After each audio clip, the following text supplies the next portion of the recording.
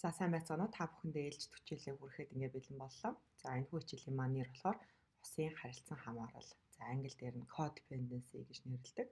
За энэ хүү хамаарлын одоо харилцаа маань усын харилцаанд зарим талаараа эрүүл бус ийм харилцааны загварыг бий болгодог.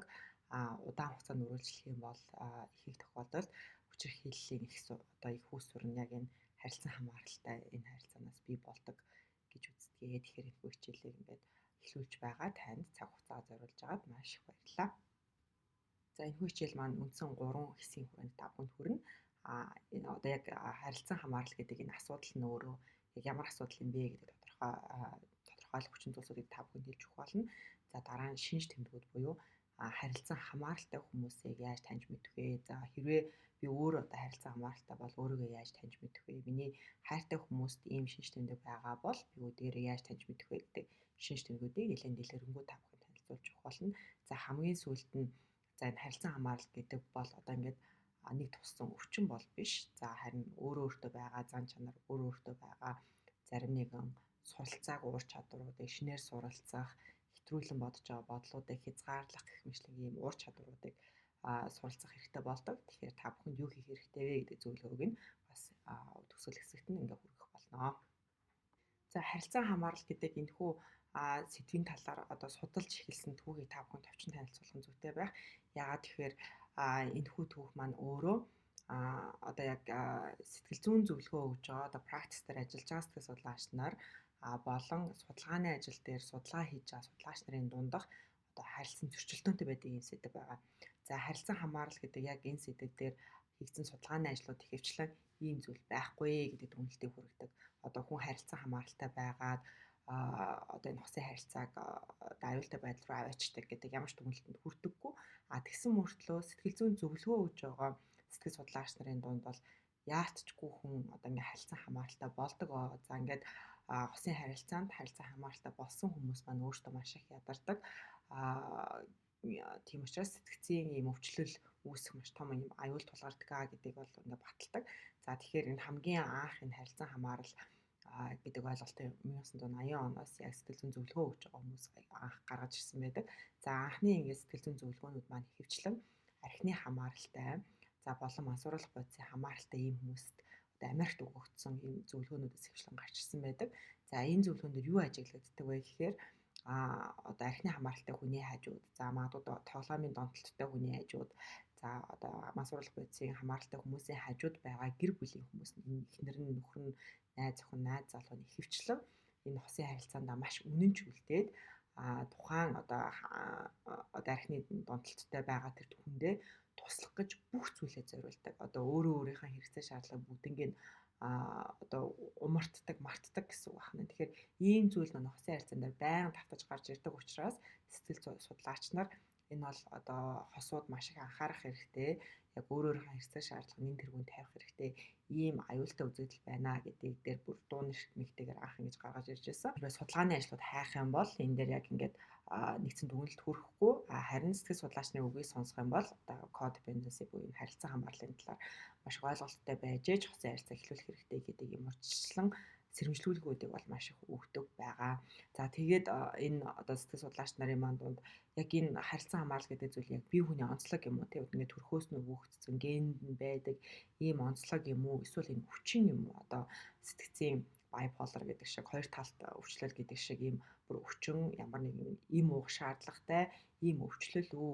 Эсвэл зүгээр энэ хүнд туслах гэсэн зан чанар юм уу гэдэг дээр үргэлжил ялгаатай хариултуудыг өгдөг. Тэгэхээр энэ дээр одоо за 1980 90 онуудын үед бол за энэ бол ер нь өвчлөл өөрөө бүр хүнд туслах ингээд донтолт хүний өмнөөс шийдвэр гаргах юм бүр донтолтын хэмжээний юм аюултай зүйлээ гэж ярьдаг байсан бол одоо үед ихэвчлэн хүмүүс нэгэнд хайрлаж байгаа хүндээ бид туслах хэрэгцээ шаардлага маш өндөр байдаг. Хамгийн гол нь тэр хайрлаж байгаагаа, тусалж байгаагаа, өрөвдөж байгаагаа гэх мэтлэн сэтгэлийн хөдөлгөөнүүдэд ялгаж сурах тэг хосын харилцаа болгонд шаардлагатай байгаа тэр нээлттэй ярилцлага хийх өөрийнхөө тодорхой үнийг гэх мэтлэнгийн ийм зүйлүүдийг бол суралцах ёстой гэдэг ийм дүгнэлтэн дээр л хүрч байгаа. За тэгэхээр энэ бол ингээ маргаантай буюу нэгдсэн дүгнэлтэнд хүрээгүй сэдв хിവэрэ байгаа. Дараагийн одоо сэтгэл зүйн судалгаанууд маань ч гэсэндээ яг энэ дээр урт хугацааны судалгаануудыг одоо хийсээр л байдгаа гэдэг ойлгох хэрэгтэй. За яг энэ харилцан хамаарал гэж яг юу юм бэ гэдэг одоо codependency гэдэг маань яг юу юм бэ гэхээр хосуудын дунд аль нэг хүн нь үргэлж тусламж хэрэгтэй нэг хүн байж байгаа. За түрүүний би хэлсэнчлэн ихэвчлэн одоо донтолтоос анх энэ ажиглалтыг хийж эхэлсэн бол одоо орчин үед юун дээр байдаг гэхээр одоо жишээл мөнгөний хэрэгцээ шаардлага дандаа гардаг. Эсвэл ингээ ажил дээр нь тусламж дандаа хэрэгтэй болчдөг. Би байн өвддөг учраас тусламж хэрэгтэй болдог. За асуудлуудаа өөртөө шийдвэрлэж чаддгүй учраас одоо хажууныхаа хүнээс тусламж авдаг. За эсвэл ингээ ганцаараа юм хүмэнд явж чаддгүй учраас дандаа хажуудаа хүн байлгадаг гэх мэтлэнгийн юун дээр ч энэ одоо харилцан хамаарал үүсэх боломжтой гэж үздэг. Тэгэхээр ингээд хин нэгэн хүн үргэлж тусламж хэрэгтэй нөгөө хүн нь үргэлж ингээд тусалж идэг гэсэн үг. За тэгэхээр одоо архины донтолтон дээр илүү тодорхой харагддаг. Тэр нь юу гэхээр архины донтолттой хүмүүс маань одоо 4 хоногоор 5 хоногоор архи угаад уцаа салгаад алга болоод за тэгээд ингээд бүр бие нь өвдөөд ингээд гэртээ ирэнгуут нь одоо туслагч дүртэй хүмүүс маань болохоор одоо тэр хамааралтай хүмүүс маань өөрөө тэр туслагч дүртэй хүмүүс маань байдаг. Тэрхүү хамааралтай хүмүүс маань тухайн хүнийг эрүүл болгохын тулд бүх зүйлээ хийдэг.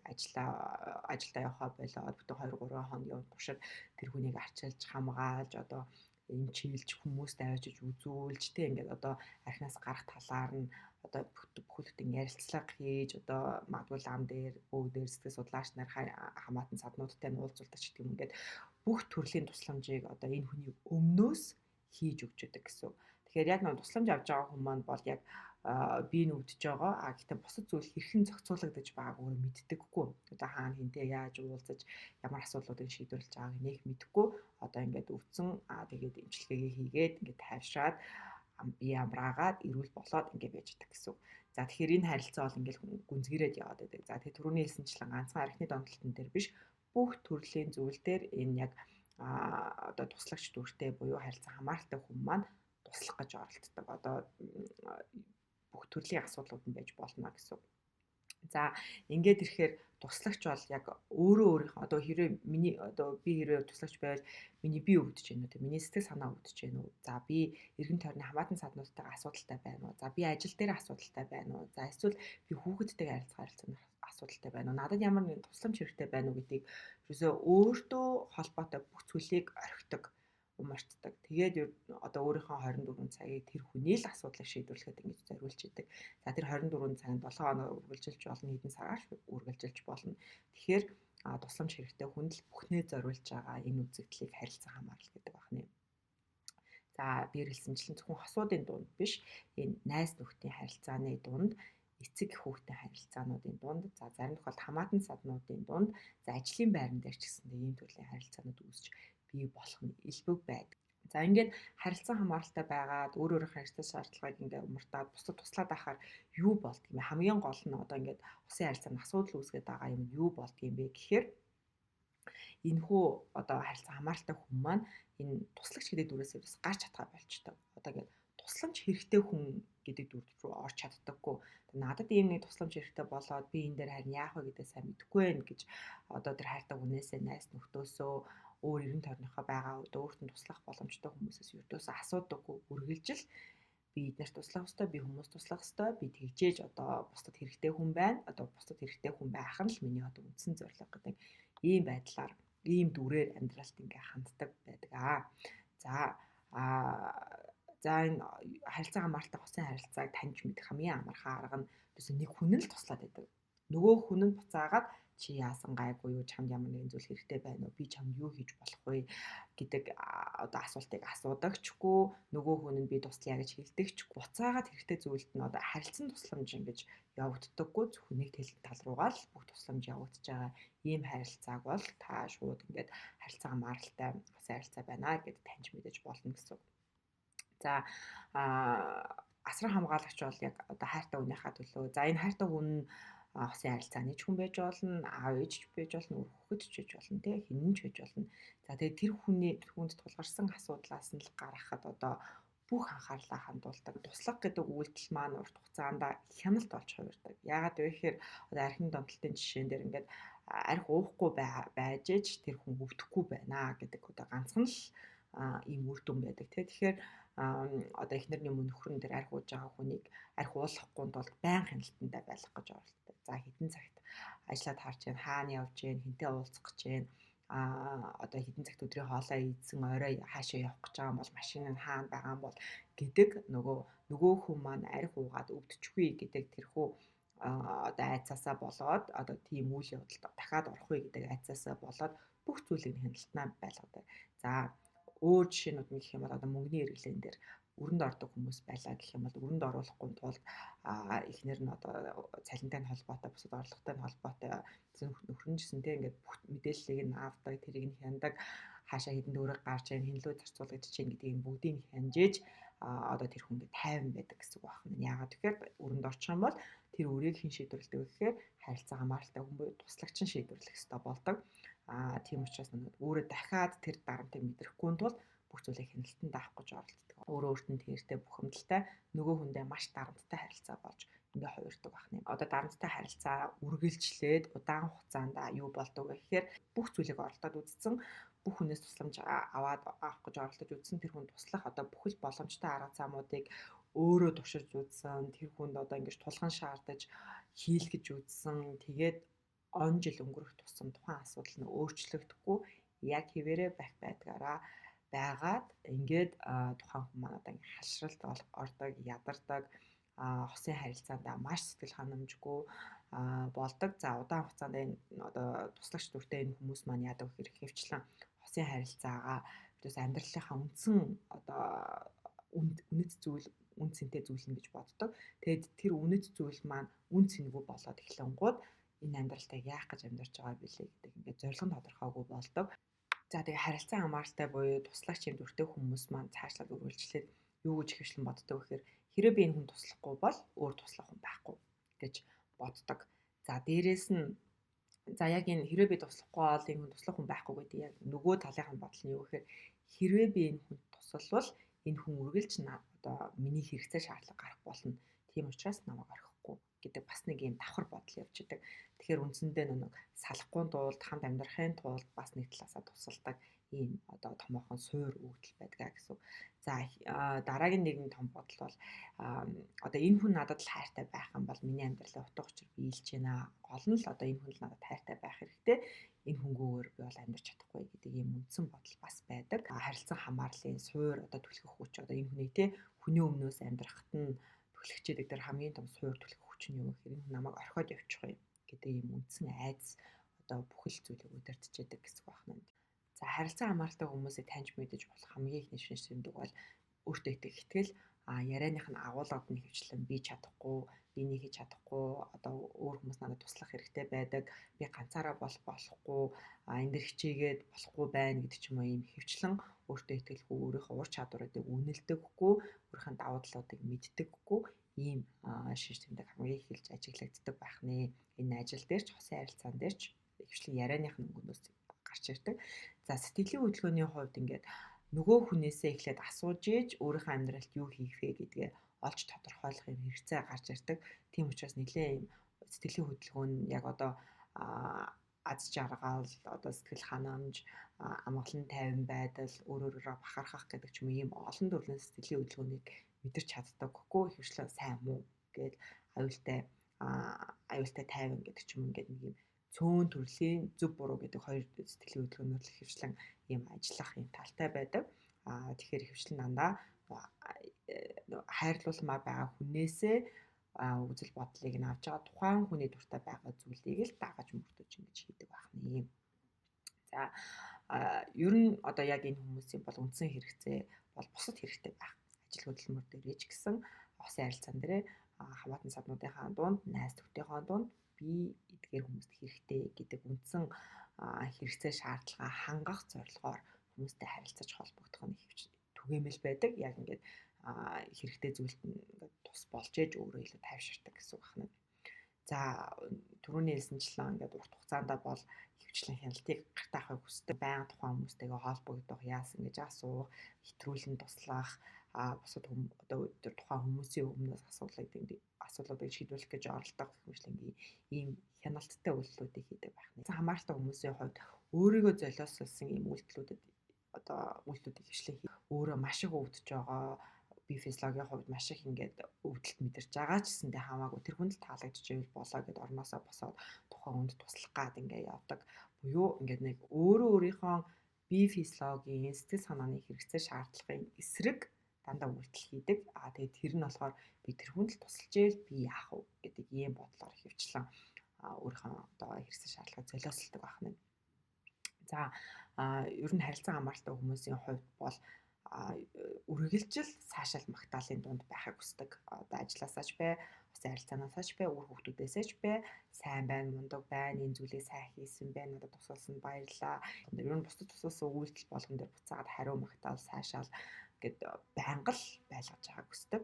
За ихэнх тохиолдолд ер нь магтаал цаашаалын дутагдалд орцсон хинч намаа магтдаггүй, хинч намааг одоо цаашаадаггүй гэдэг ийм байдлаар ингээ ханддаг. За одоо ямар хэл хязгаараар би ингээд бусад хүмүүст туслаад ямар хэл хязгаар дээр би өөрийнхөө одоо өөрийгөө эхэлж бодох хэрэгтэй юм бэ гэдэг тэр хэл хязгаараа ойлгодгүй. Их тохиолдолд бусад хүмүүсийн хэрэгцээ шаардлага ингээд маш том хэл хязгаартай. Тэгэхээр эднэрийг л хангах хэрэгтэй. Өөрийнх нь хэл хязгаар баг ингээд тулвал тий одоо би нөгдөө тулах юм бол эмчэд үздэг. За бүр үнэхээр одоо өөрөө мөнгөгүй болоод үнэхээр одоо бүр гадаа гараад ямар ч мөнгөгүй болох үедээ санхүүгийн тусламж бусдаас авдаг. Бүр санхүүгийн тусламж авахгүй бол илүү нэмэлт ажил хийдэг гэдэг ч юм ингээд дандаа эхлээд нэг энэ бусад хүмүүсийн хэрэгцээ шаардлага хамгийн том нь энэ тэргүүнд дараа нь одоо өөрийнх нь тийм учраас дандаа өөрийнх нь асуудлууд нь үргэлж хамгийн сүүл шийдэгддэг. Шийдэгдэхгүй тэгээд тэр хүн өнгөрөөч юм эрсдэлтэй. Тэгэхээр энэ хил хязгаар дандаа буруу ингэж нэг зурагдсан байдаг гэсэн үг байна.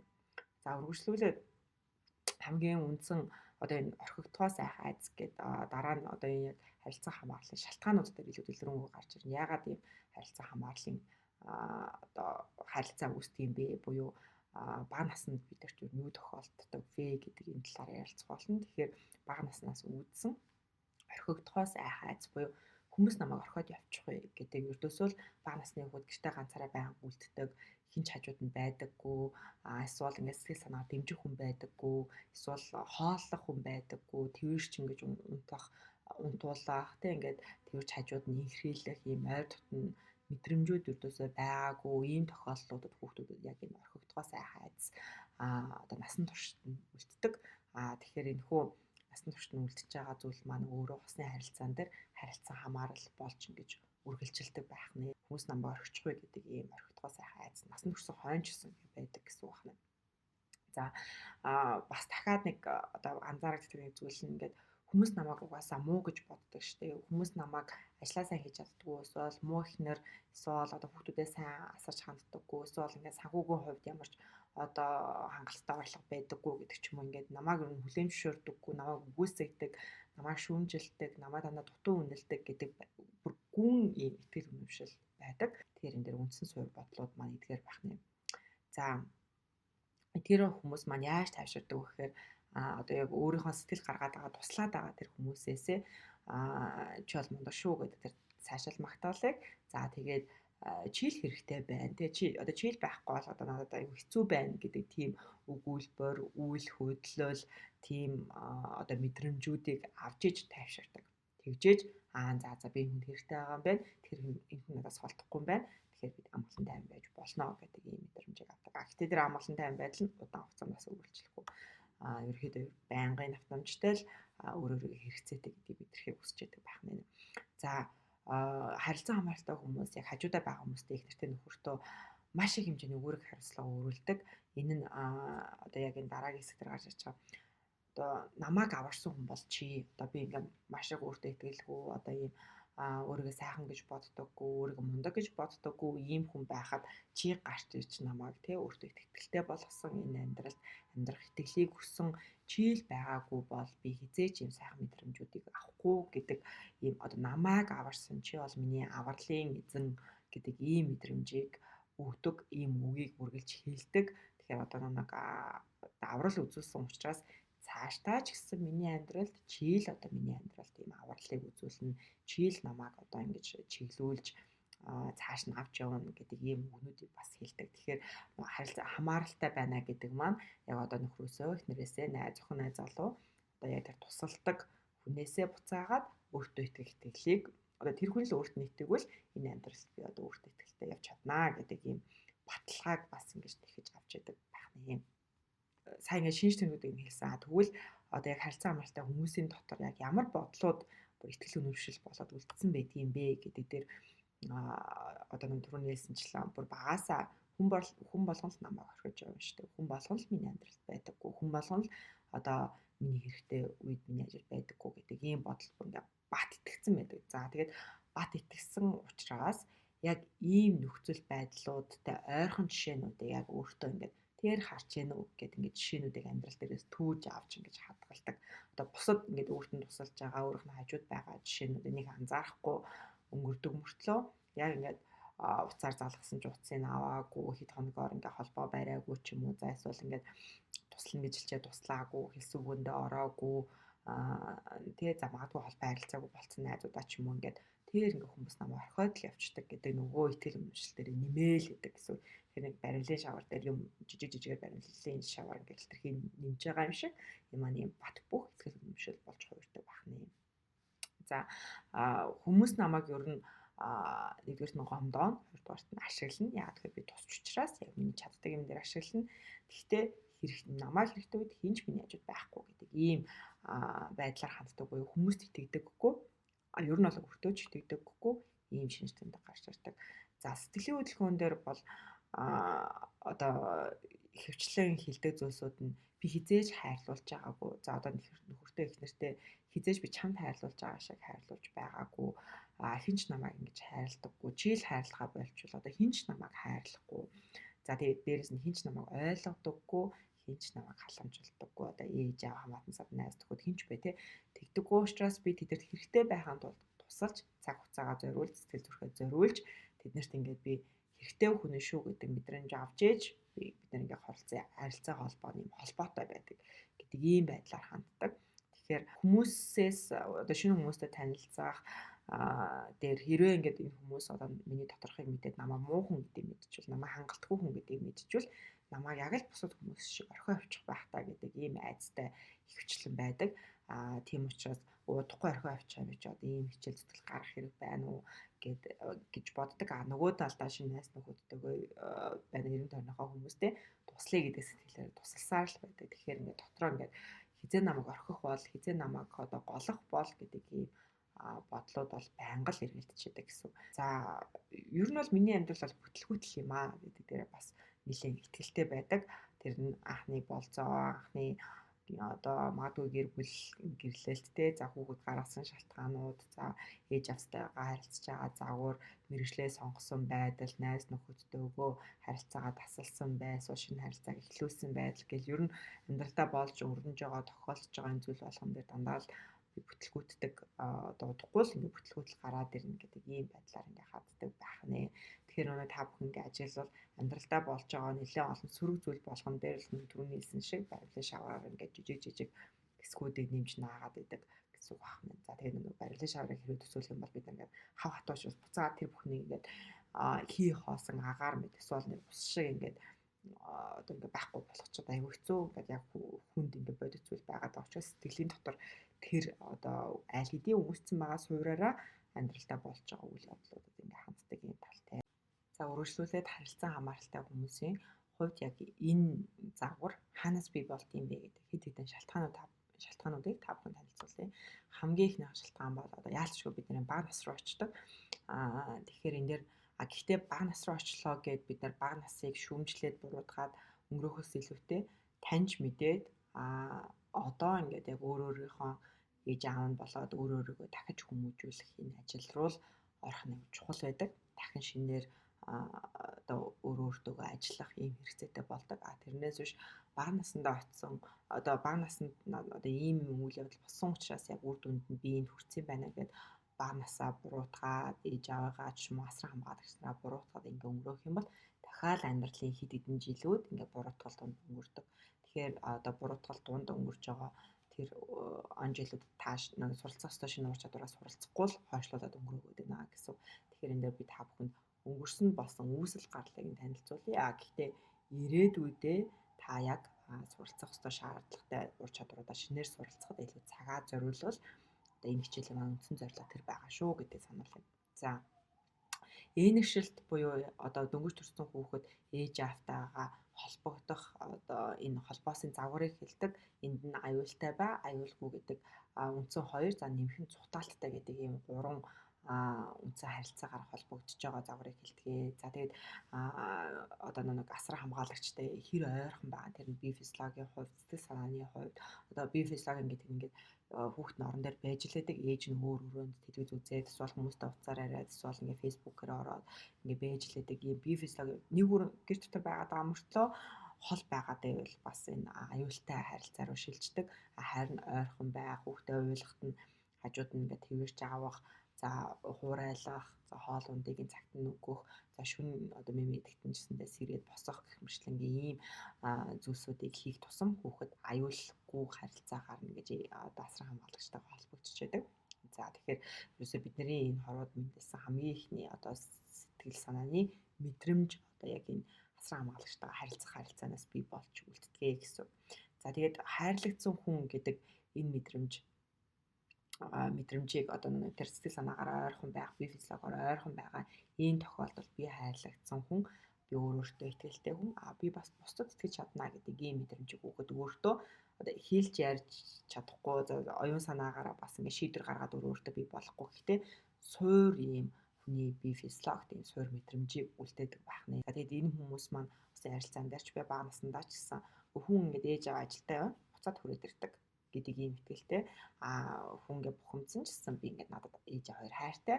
Өнөөдөр жоохон ингээд таагүй өдөр нэм шиг байна. Гэтэ маргааш ал өөр өдөр болно гэдэг ийм итгэлтэй буюу хүмүүс өөрчлөгддөг гэдэг ийм үндсэн итгэлтэй байдаг.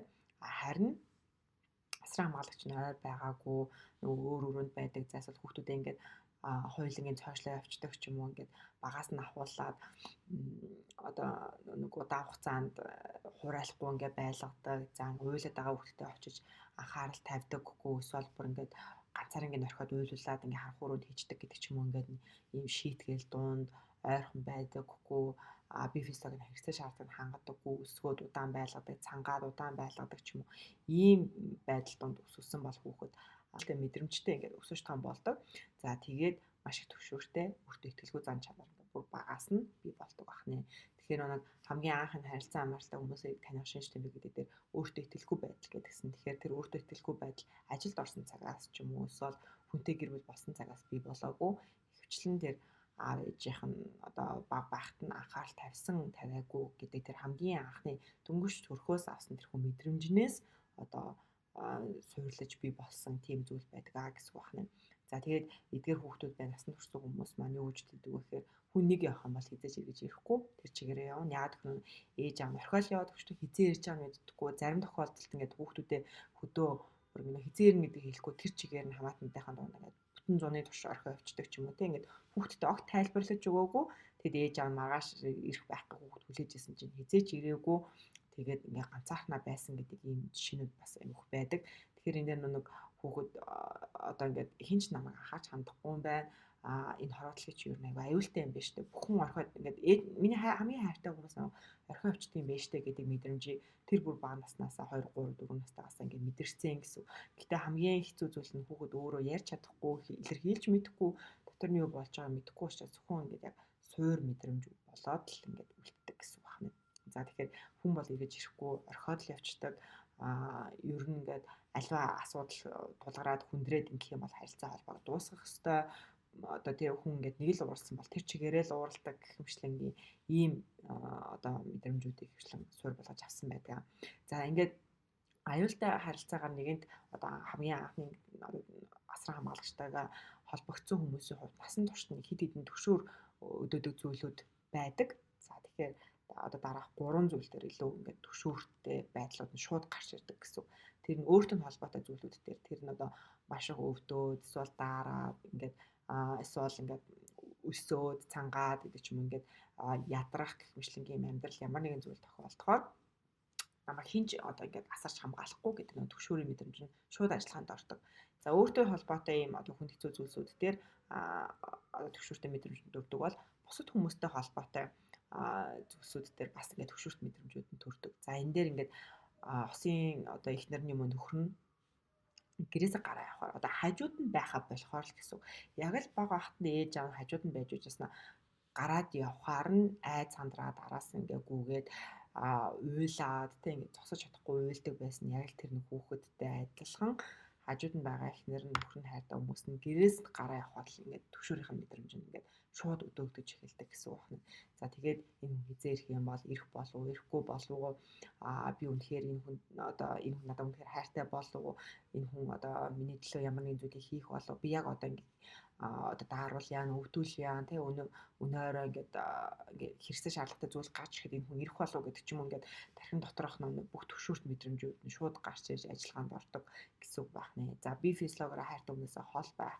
За энэ дээр холын зайн харилцаанууд дээр ч гэсэндээ яг хэрвээ юм харилцаа хамааралтай хүмүүсийн хувьд бол холын зайн харилцаа одоо маш хүнд харилцаа болж хувирдаг. Хажууд нь байхгүй байгаа учраас байнгын төвшөрийн мэдрэмж нь ажиллаж идэг. Тэгээд би тэр хүнд хэрэгтэй байна уу? Тэр хүн намайг хайрлаж байна уу гэдэг байнгын асуултанд дундаа одоо өөртөө хамт байх хэрэгтэй болдгоор маш хэцүү. За одоо хайртай хүн нь өөр хүнд анхаарал хандуулах юм бол дахиад төвшөрийн мэдрэмж нь ингээ ажилдаг. Тэгэхээр ингээ анхаарлыг буцаагаад яаж өөртөө авах вэ гэдэг төрөл бүрийн одоо зүйлүүдийг сэтэж хийдэг. Хайртай хүнээ эвгүй байдалд оруулах зүйлүүдийг хийн, өөрөө ч эвгүй байдалд оруулах зүйлүүдийг хийн. Гэхдээ үндсэн зорилго нь өөр хүнд анхаарлаа хандуулсан байгаа нөхрийнхөө эхнэрийнхээ анхаарлыг өөр дээр авах гэдэг ийм үндсэн зорилго. За амьдралтанд тулгарч байгаа ямар нэгэн үйл явдал болгон дээр тэр нь өвчлэн аюултай үйл явдал одоо ажил дээр нь магадгүй захирлан солигдсон. За тэгэхээр ингээд өөрийнх нь ажлын байр нь одоо цаашдаа үлдэх үгүй юу гэдэг ийм нөхцөл үслэе гэж бодъё. Гэтэл магадгүй хамт ажиллаж байгаа бүхэл 25 хүн дээр яг адилхан асуудал тулгархад харилцан хамааралтай хүмүүс дээр энэ хүү асуудлыг одоо ганцхан өөрт нь тулгарсан хамгийн хүнд асуудал мэт болгож ингэж хөндрүүлдэг. За тэгээд эргэн тойрныхоо хүмүүст энэ хүнд хэцүү байдлын талаар тий одоо удахгүй магадгүй ажлаа солих учраас одоо юу хийж бэлтэх ёстой бол гэдэг ийм эрэл хайгуул дараагийн төлөвлөгөөнүүд тэгээд яагаад ийм бүтлгүү зүйл надад тохиолддог юм бол гэх мэтлэн ингээ хэтрүүлсэн ийм төсөөллүүдийг эргэн тойрныхоо хүмүүст ингэж ярих, айх, сандрах дахиад ажилгүй болчихоо гэдэг ийм айцуудаас одоо айцууд өөрийг нөмөрдөг гэсэн үг байна. Харилцаа хамаартай хүмүүсийг бий болгодог хоёр дахь нэгэн шалтгаан бол өөртөө ердөөсөө итгэхгүй ингээд өөртөө хамааралтай зүйлсүүдэд илүү багасаа итгэж сурцсан байдаг. За тэр нь одоо магадгүй хүмүүсийн хүүхдээ хүмүүжүүлдэг загваруудтай илүү холбоотой байдаг. Тэр нь юу гэхээр багасаа ахуулаад зөвхөн нэг ингээд миний хүүхд чинь сайн хүүхд ч үгүй ерөнхийд нь ингээд магтаа сонсож байгаагүй дандаа онцордог учраас ч сайн. За дүүгээ хардаг учраас ч сайн. За маш цэвэрхэн хуцалсан ингээд цэвэрхэн өмссөн байгаа учраас ч сайн. За ийм хөөрхөн царайтай байгаа юм чинь чи сайн гэдэг ч юм уу дандаа ингээд бүхлээрээ сайн хүн биш ямар нэгэн зүйлийг хийсэн учраас одоо гэрээ цэвэрсэн учраас сайн гэдэг ингээд дандаа өөртөөгөө холбоотой нэг жижиг зүйл дээр л сайн гэдэг зүйлийг сонссон учраас би сайн хүн биш тэр үйлдэлийг л хийх юм бол би сайн хүн юм байна гэдэг ойлголтыг бүр бага наснаас ахуулаад ингээд суурцсан баталтай байдаг. За дараагийнх нь нэг том асуудал нь юу гэхээр гаргасан алдаа болгон дээр ингээд шүмжлэл сонсдог бол за ингээд чи юм бүдүү байгаа юм чи ямар ачаагүй юм тийм ингээд их итгэе бол ингээд одоо битгий ингээд харгалчлаа хүн тоохоо болно. Тэг чи зөндөө ийм алдаатай учраас угаасаа хинч чамайг хайрлахгүй, хинч чамайг сайн гэж бодохгүй, хинч чамайг үнэлэхгүй одоо чи одоо хичээгээд ч бараг хэрэг байхгүй гэдэг ийм суур ойлголтуудыг хүүхдүүд бас авдаг. Одоо бусад айл хүүхдүүд ингээд ээж аваа зовоодог байхад чи л намайг ингээд зовоодог маш ядаргаатай ийм хэцүү гэдэг ч юм ингээд нэг ээж аамаар өөртөө амьдралдаа тохиолдож байгаа ямар нэгэн асуудлаа хүүхдүүдийнхээ асуудал болгож ингээд шүүмжилж хувиргаж өөрчилж тэрнийг хүүхдүүд рүүгээ буруутгадаг нь буцаагаад хүүхд нь насан туршсан хойноо харилцан хамааралтай хусын харилцаанд ийм загварт ороход бас нэлээд биш маш их нөлөөлдөг байх нэ. За тэгэхээр ийм хоёр бага насны ингээд үйл явдлуудаас болоод бид нар харилцаан дээр хусын харилцаан дээр харилцан хамааралтай болохын эрсдэлтэй байдаг байна. За дараагийн нэг томоохон бас нэг шалтгаан нь хусын харилцааны сонголтоо хийхдээ яг одоо энэ харилцан хамааралтай хүмүүс маань дандаа тусламж хэрэгтэй байгаа хүмүүсийг хвшлэн сонгодог. За энэ бас нэлээд сонирхолтой. Яагаад вэ гэхээр тусламж хэрэгтэй хүмүүст ингээд туслахаар ингээд нөгөө хүмүүсийн баярлж байгаа, тэр хүнийг хайрлж байгаа, тэр хүн талархаж байгаа, тэр хүн ямар мундаг юм бэ гэдэг тэр амжилтын мэдрэмжүүд нь гарч ирдэг учраас энэ хүнд би хэрэгтэй юм байна, энэ хүн намайг хайрлж байгаа юм байна гэж ингээд андууран ойлгох юм тал байдаг. Тэгэхээр энэ дээр хусын харилцаан дээр одоо ингээд 10 залуу байлаа гэхэд хамгийн тусламж хэрэгтэйд нь илүү сайн болох, тэр хүнд туслах, тэр хүнд ингэж хамаг цаг хугацаагаа зориулах, аа тэр хүний асуудлыг шийдвэрлэж өгөх гэж оролцдог ийм байдлаар одоо хусын харилцаанд сонгож эхэлсэн байдаг байна. За хусын харилцаан дээр бас ийм харилцан хамааралтай хүмүүсийн хувьд 10 жилдээ хүнтэй үргэлжилсэн үгүй гэдэг бас нэлээд анзаарч үзэх хэрэгтэй зүйл байдаг. 10 жилээс ахуулаад хүмүүстэй үргэлж үзээд ингээд эрэгтэй хүн чинь ийм зүйл сонирхдаг, эмэгтэй хүн чинь ийм зүйл сонирхдаг юм байна гэдэг одоо хүйсийн хувьд эсрэг хүйснийхээ хүмүүсийн ялгаатай байгаа зүйлүүдийг нь ижилхэн байгаа зүйлсүүдийг ингээд таньж мэдэх тусам насан туршийн хойно хосын харилцаан дээр одоо их нэртэйгээ нөхөртөг ойлголцол илүү хэлбэр байдаг. Тэгэхээр нэг энэ хосын харилцаан дээр яг энэ харилцан хамаартай хүмүүс маань 10 жилдээ байхдаа магадгүй нэг ээж аавдад таалагдах зорилгоор одоо багш нартай таалагдах зорилгоор хичээлээ хийх одоо хосын харилцаанд орохоос айх гэх мэтлэн ямар туршдаа байхгүй байж байгаад насан туршсан хойноо их сургуульд ороод хамгийн анхны ингээд нэг тусламж хэрэгтэй байгаа хүнээ сонгоод тэр хүндээ хэрэгтэй мэдрэмжийг аваад амьдралдаа тэрнийг хайр гэж бодоод ингээд үргэлжлүүлэн тухайн хүнээ хянах асуудлаас нь гаргах гэдэг рүү амьдралаа зориулах юм эрсдлүүд байдаг. Тэгэхээр энэ дээр яг ийм хосын харилцааны сонголтыг хийхдээ би ямар хүмүүст хөвчлэн сайн болдог вэ гэдгийг анзаараад харах нь бас маш их одоо хэрэгтэй байдаг. Одоо ямар хүмүүст илүү татагддаг вэ? Ямар хүмүүсийг илүү сонирхдаг вэ гэдэг ажиглаад харах нь бас чухал. За дөрөв дэх нэг томоохон одоо энэ харилцан хамааралтай харилцаа үүсдэг томоохон шалтгаан нь яг насан туршсан хойноо хийж сураагүй нэг үйлдэл байдаг.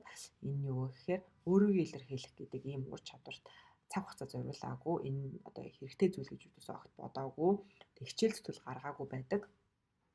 Тэгэхээр ерөнхийдөө бол ийм нээлттэй чөлөөтэй ийм ярилцлага өрнүүлдэг ийм харилцааны хвшлэн цутдаг ерөөс юу ч хэлэхгүй одоо тэр хүндтэй одоо энэ туслаад байгаа хүнд нөхөрт нь асуудал байна. Энэ хүн өөрийнхөө асуудлыг өөрөө шийдвэрлэх ёстой гэж юусоо хэлдэггүй. Нээлттэй ярилцлагуудаас хвшлэн цутаад яагаад тэгэхээр өвчлэн ингээд үл ойлголцол болоод дуустдаг.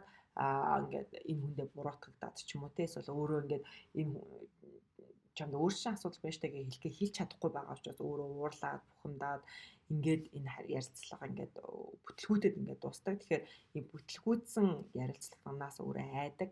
Яагаад тэгэхээр ийм ярилцах болгоно ингээд уур бухимдал хэрүүл маргаан гараад байвал удахгүй энэ хүн орхио явчих штэ гэдэг ийм айдас байгаа учраас орхигдохгүй тулд аль болох хэрүүл маргаан гарахгүй, өөрийгөө илэрхийлэхгүй, чимээгүй байх гэдэг ийм сонголтыг ингээд сонгодог.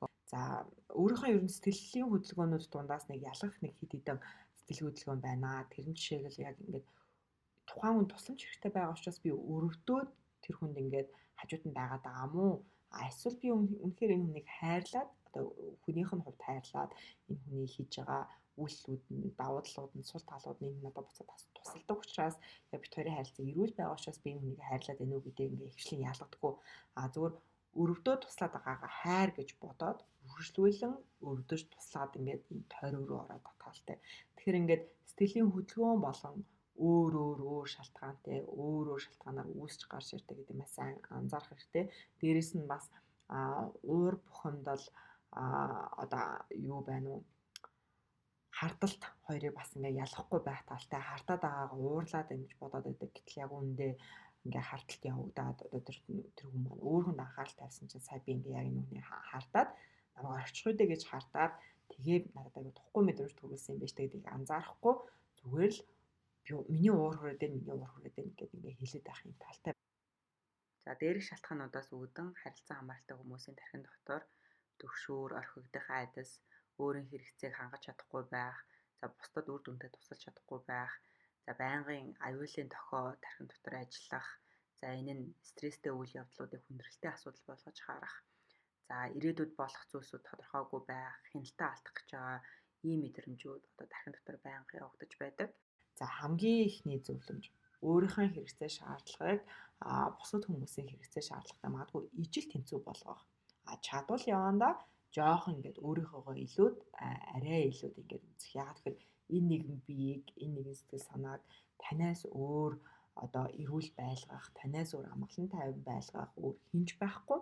Одоо таны туслаад байгаа хүн ч гэсэн буцаагаад хэдий энэ хүн тусалдаг болсон ч гэсэн хизээж таныг одоо сэтгэл санааны хувьд амгалан тайван болгоход та өөрөөдөө тусалж байгаа шиг тусалж чадахгүй. Тэгэхээр энэ дээр өөрийнхөө дотор хүн дээр одоо энд нэг хүн байгаа юм байна. Тэгвэл миний дотор бас нэг хүн байгаа юм байна. Энэ хүн чинь өөртөө одоо энэ хүн чинь өөр ингэсэн би физиологтой тий өөр ингэсэн санаатай. Тэгвэл энэ зүйлд нь энэ бүхэн ямар хэрэгцээ шаардлага байгаа юм бол гэж өөртөө илүү танилцах, өөрийнхөө дотор хүнтэй ярилцах, өөрийгөө таньж мэдэх, өөрийн бие физиологид нэг анхаарал хандуулах, энэ бие физиологийг яг өөр хүн гэж бодоод магадгүй гаднаас нь анзаараад тий яг ямар онцлогтой яаж хооллож ундалдаг, яаж хувцлаж явдаг тий ямар ажил мэргэжил дуртай, яаж хүмүүстэй харилцаж холбогддог, тий хизээ ууралдаг, хизээ баярлдаг, хизээ гомддог, хизээ өрөвддөг, хизээ одоо бусдын тусламж хэрэгтэй болдог, хизээ бусдад тусалж чаддгийн, хизээ босдгийн, хизээ бүтээмжтэй байдгийн гэх мэтлэнгийн энэ олон асуултнуудад та нэг хүнийхийг бол мэдж байгаа шүү дээ тий энэ бүх зүйлийг маш сайн мэдж чадвал өөрийнхөөгоо яг тэр бусдыг мэдж байгаа шиг өөрийнхөөгоо таньж мэдэх нь одоо яг эмчилгээ нь болдог байна. За хоёрдугаарт нь өдөөсөл таны үндсэн хийх ёстой ажлуудын жагсаалт нь за ингээд одоо аавын тэр ямиг ингээд туслана, ээжийнхийг ингээд за бүр тэрний өмнө те нөхрийнхөө хийх ёстой одоо энэ бизнесийн ажлуудад нь туслана, эсвэл гэр орныхны ийм зүйлүүдэд нь туслана. За манай эхнэр одоо ингээд хүүхд авч чадахгүй учраас би өмнөөс нь очиж туслана. За одоо ингээд бүтэн хэдэн жилийн туршид би одоо хүүхдүүдийн анхаарлыг хандуулна гэдэг ч юм уу ингээд жагсаалтын дээгүүр дандаа л бусад хүмүүсээ ингээд тусламжууд явж яснаа зав гарвал одоо би өөрийгөө нэг жоохон амраа массажинд оръё. За нэг ингээд нэг өнгөрсөн 3 жилийн хугацаанд би өөртөө өөртөө ярилцаагүй юм байна. Нэг ярилцаад үзье. Амгалан тайван газар өөртөө би болгоё.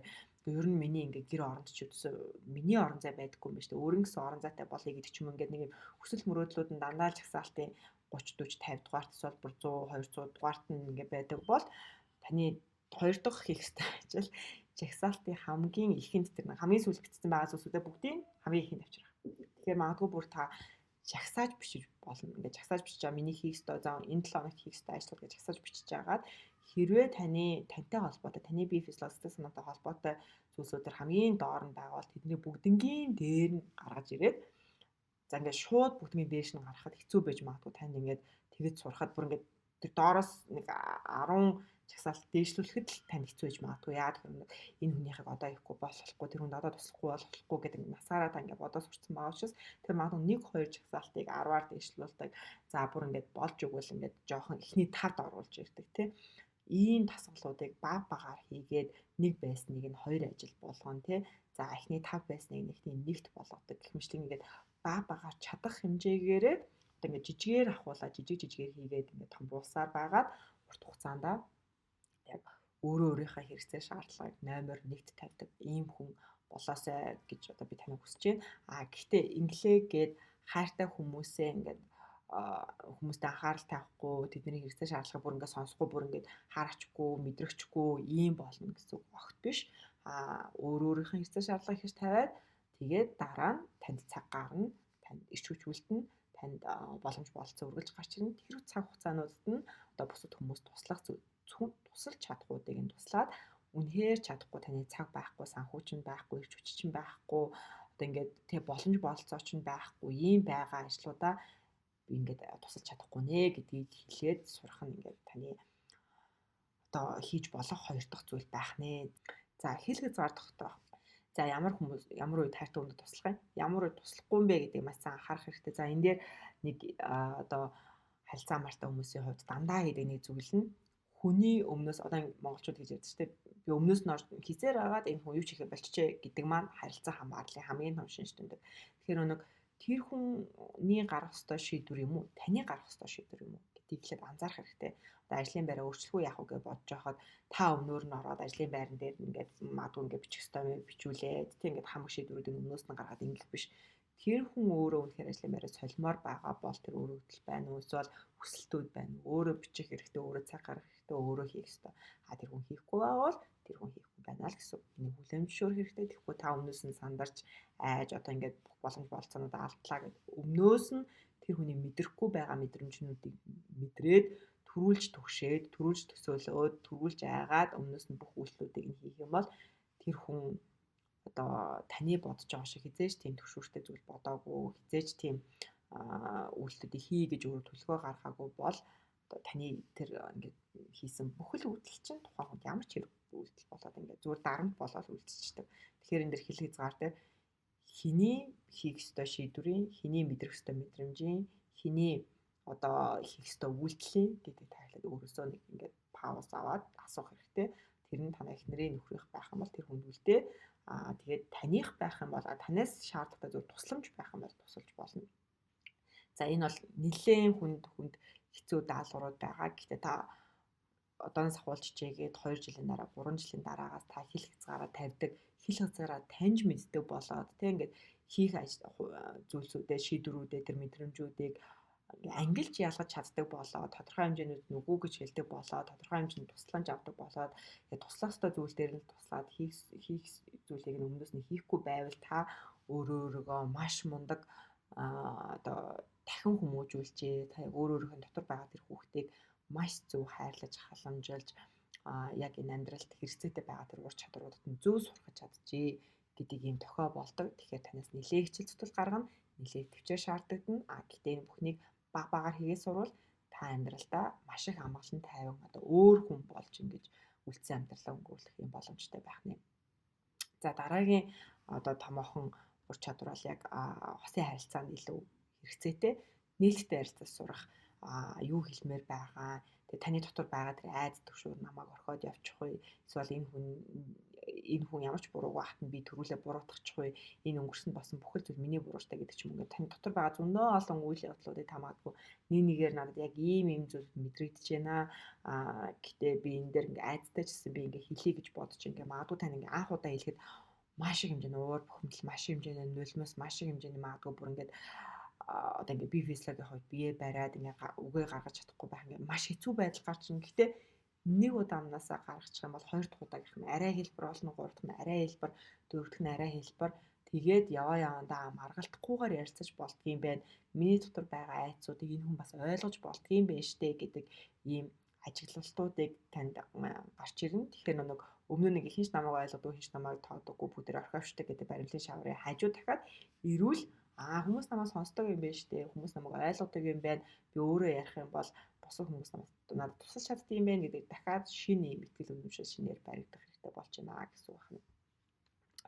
За хажууд байгаа хүмүүсээ бодитоор харах. За энэ дээр одоо нэг хэлсэн зүйлтэй тавтагдж байгаа нэг зүйл нь харилцаа хамаартай хүмүүсийн дотор маш их төвшөрт бодлууд явагдаж байгаа. Бүр байнгын төвшөрт бодлууд.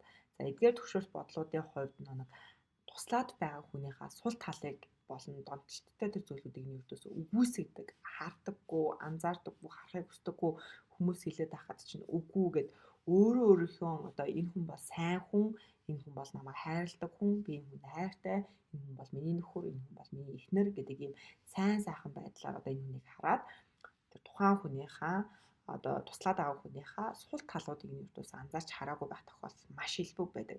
Тэгэхээр яг одоо эхнэрийнхээ нөхрийнхөө бодиттой давуу сул талуудыг ингээ бодитоор харах нь маш чухал. Тэгэхээр төсөөллөөрөө биш те ингээд энэ хүн чинь тэгэхээр архины хэрэглээтэй юм байна. За энэ хүн чинь толгойн донтолттой юм байна. За энэ хүн бол одоо ийм мөнгөний өрөнд орох юм эрсдэл маш өндөр байд юм байна гэдгийг ингээ бодитоор олж хараад ийм хүний амьдрал юу яаж өрөндөг бол гэж төсөөлөөд ярилцлаа дундаасаа ингээд нэг таны дотор ч бодоод байгаа төвшөрт бодлууд энэ хүний амьдрал үнэхээр байгаа мó үгүй гэдэг нь бас ингээд нэг шалгаад үзвэл маш зүгээр. Ихэнх тохиолдолд энэ хүний амьдралд огт байхгүй зүйлсүүдийг л харилцаа хүмүүс ингээд дотроо бодоод түгшээд идэг гэсэн үг. Тэгэхээр ингээд энэ хүн ч гэсэндээ давуу болон сул талтай. Яг таны хайртай хүмүүс юм уу? Гэхдээ нийгэмд байгаа л нэг хүн. Тэгэхээр энэ хүний яг бодит давуу сул талуудыг нь олж харах нь маш чухал. Одоо бусдад туслах гэж явж байгаад хянах гэдэг энэ үйлдэл рүү ордог гэсэн. Тэгэхээр та яг халамжлаад байна уу, өрөвдөд байна уу, хянаад байна уу? Одоо тийс бол буцаа хайр нэхэд шахаад дарамтлаад байна уу гэдэг энэ хийж байгаа үйлдэл дээрээсээ нэг жоохон ингээд хитэд англин ялгалт гаргаад тэгээд таны аль үйлдэл хэтрээд байна, таны аль үйлдэл чинь дутаад байна гэдэг бас өөртөөгөө ажиглаад ингээ харах нь чухал. За ингэж ажиглахдаа ихэвчлэн таны төвшөр одоо айдас энгийн хүмүүсийнхээс дандаа үргэлж өндөр байгаа гэдгээ бас ингээ санах нь зүйтэй байх нэ. Бусдад тусалдаг ийм одоо харилцаа хамааралтай хүмүүсийн хувьд бусдад тусламж авах нь одоо хамгийн хэцүү зүйл байдаг.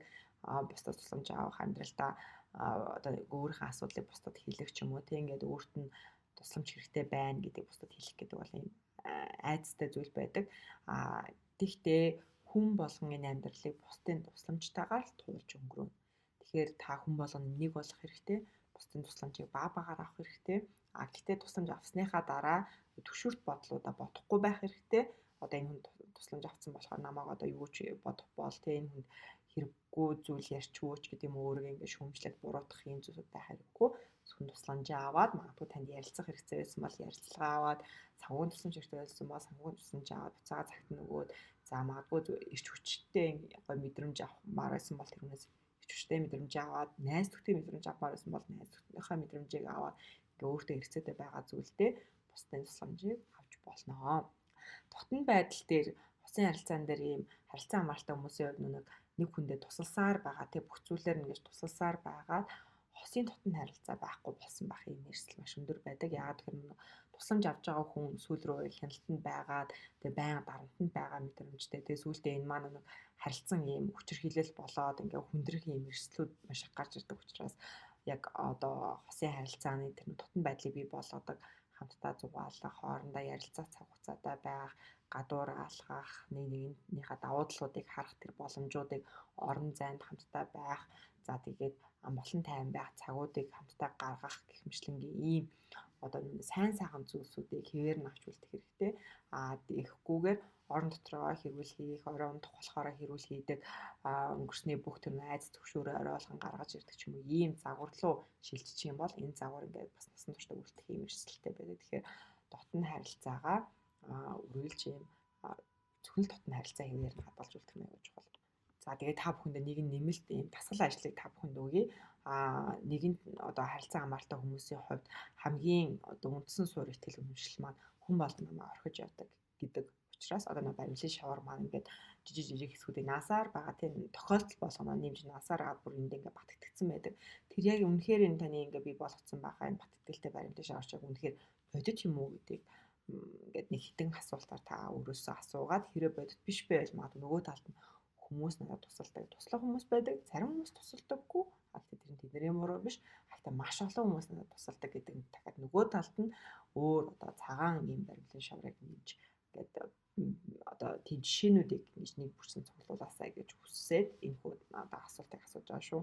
За тэгэхээр таны өнгөрсөнд одоо таныг орхиж байгаагүй сэтгэл санаагаар дэмжижсэн тохиолдолд за магадгүй одоо харилцаа холбоо байхгүй ч гэсэндээ таны тэр үед сэтгэл санаагаар дэмжижсэн одоо ийм тохиолдлууд танд тусалж байсан таны хажууд байсан тохиолдлууд байдаггүй бүр үнэхээр таны амьдралд огт тийм зүйл болж байгаагүй мүү эсвэл болж ясныг та анзаарч байгаагүй өнгөрсөн юм уу одоо ингээд эргээд бодох юм бол ямар тийм тохиолдлууд болж байсан бэ гэдгийг өөрөөсөө асууад үзээрэй.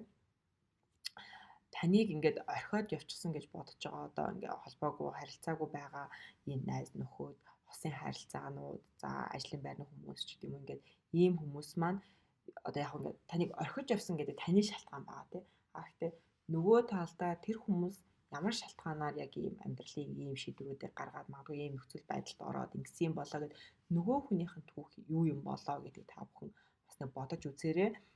Ихэнх тохиолдолд ингээд дахиж бодож үзэхээр нөгөө хүмүүсийн түүх нь таны бодож байгаа шиг орхио явцсан түүх хэзээ ч байдаггүй. Тэр хүмүүсийн амьдралд ямар нэгэн зүйл тохиолдсон, тэр хүмүүст өөрсдөд нь одоо тэр нэг өөртөө итгэлтэй нь ямар нэгэн зүйл тохиолдсон, эсвэл өөрөх хэстэй амьдралд нь шийдвэрлэхэд хүндрэлтэй асуудал гарсан, магадгүй ингээд улс орноос нүүсэн ч гэдэг юм ингээд амьдралд нь бас асуудал тохиолдсон учраас энэ харилцаа холбоо одоо хэсэг хугацаанд ингээд хоорондоо холбоогүй болоод үлдсэнийг нь та орхиод явсан гэж ингээд ойлгосон байх тохиолдол маш түгээмэл байдаг. Тэгэхээр нөгөө талынхаа түүх юу юм болоо гэж та тэр одоо зүйлүүдийг өмнөөс нь бодоод үзээрэй. Таныг орхиод явах эрсдэлтэй ямар үйлдэл та хийгээд байна вэ гэдгийг нэг анзаарч үзээрэй. Тэр нь та одоо тэр хүмүүсийг байнга буруутгаад байна уу?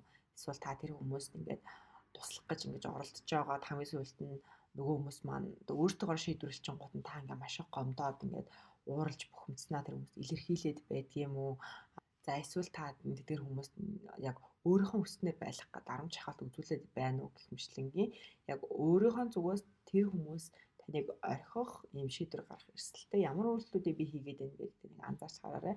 Тэгэх юм бол та яг нэг өөрийнхөө зүгээс бусдад таалагдахгүй байгаа үйлдэлүүдийг нэг анзаарч харна. За тэгээд тэдгээр үйлдэлүүд дээрээ хяналттай байгаад ингээд үзэх юм бол урт хугацаанд таны харилцаа хамааралтай энэ зан чанарууд өөрчлөгдөх бүрэн боломжтой гэдгийг ингээд та бүхэнд хэлье. За хамгийн сүүлд нь ер нь эрүүл харилцаа гэж яг юу юм бэ гэхээр нэг нэгэндээ харилцан тусалдаг. Нэг нь тусалдаг биш. Харилцан тусалдаг. Нэг нэгэндээ хайр өгч дэмжлэг үзүүлж чаддаг ийм харилцааг хэлнэ. За тэгэхээр бүх зүйл хүнд хэрэгтэй байх дээр бус тэнцвэртэй байх дээр л тогтно. Тэгэхээр маш олон үйлдэлүүд одоо магадгүй нэг төвшөртэй бодлуудаас үүсээд ингээд хэтрүүлэн туслаад хэтрүүлэн хүмүүсийн амьдралд оролцоотой байгаад байвал бусад хүмүүсийн амьдралыг ажиглаж агаад ямар байвал хэтэрч जैन ямар байвал дутаад ах шүү вэ гэдгийг анзаарчаад өөрийнхөө үйлдэлүүдийг тэнцвэртэй хэсэг рүү ингээд аваад очиж болно. За танд ингээд бага наснаасаа одоо тэр өсвөр насндаа хүмүүстэй харилцаа за хосын харилцаанд орсныхаа дараа суралцах үйлдэлүүд гэх мэтлэнгийн аль шалтгаанаас нь ч бай энэ харилцаанд одоо аль шалтгаанаас нь ч та энэ харилцаанд орсон байж болно. Гэтэ энэ үрдүс таны буруу биш. Энэ өөрчлөгдөх бүрэн боломжтой. Та өнгөрсний буруутахаас илүүтэй одооноос ахуулаад миний өмнө нь хэлсэн 8 ур чадруудад нэг бүрчлэн суралцаад өөрөөрөө анзаараад өөртөө хамт байгаад ингээ хичээл зүтгэл гаргаарай.